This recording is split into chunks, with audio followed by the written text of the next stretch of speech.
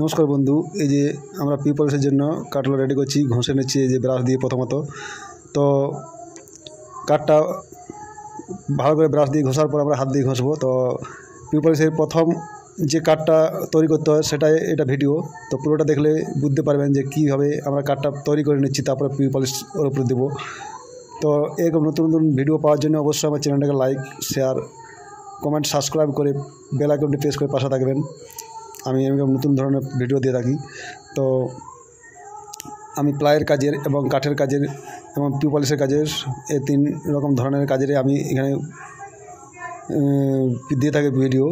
তো এই যে পিপলস যারা শিখতে চান অবশ্যই পুরো ভিডিওটা দেখবেন। তো এটা যে কীভাবে করছি আমি, এই যে প্রথমে কাঠটা যদি ব্রাশ দিয়ে ঘষার পর আমরা কিন্তু এখানে হাত দিয়ে পুরোটাই খুব ভালোভাবে কিন্তু ফিনিশিং করে ঘষে নেব। সবসময় মেন হলো পালিশের ঘষা। তো ঘষাটা ঠিকঠাক যদি না হয় তাহলে পালিশ কোনোদিনই ভালো হবে না। তো অবশ্যই ওটা খেয়াল রাখতে হবে যেমন ঘষাটা ঠিকঠাক হয়। তো প্রতিটা জিনিসেই জানলা দরজা আমরা খুব ভালোভাবে ঘষে নেব,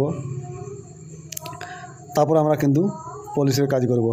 তো ঘষার জন্য আমরা কী ব্যবহার করছি সেটাই দেখাতে চলেছি। এই যে প্রথমত আমরা যে ব্রাশ দিয়ে সাইডগুলো ঘষে নেব, যেগুলো হাত যাবে না বা ঘষতে অসুবিধা হবে বা হাতে ঘষে সম্ভব নয়, সেগুলো ব্রাশ দিয়ে ঘষে নেব। তারপরে গ্রাইন্ডার দিয়ে নেব, আমরা গ্রাইন্ডার দিয়ে নেব যেখানে যেখানে গ্রাইন্ডার দেওয়ার। আর এই যে ভাইব্রেটর মেশিন, ঘষার স্যান্ডিং মেশিন, তো এটা দিয়ে আমরা ঘষে নিই। যাদের আছে তারা এটা দিয়ে ঘষতে পারেন, যাতে না থাকলে এটা কোনো প্রশ্ন না, হাত দিয়ে ঘষে নিতে পারেন।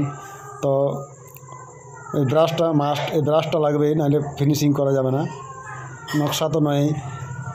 তো এই যে হাত দিয়ে ব্রাশ দিয়ে বা গ্রাইন্ডার দেওয়ার পর আমরা কিন্তু হাত দিয়ে পুরোটা ভালোভাবে ঘষে নেব, বিশেষ করে কোলগুলোতে যেগুলো, ওগুলো বিশেষ করে ঘষতে হয়।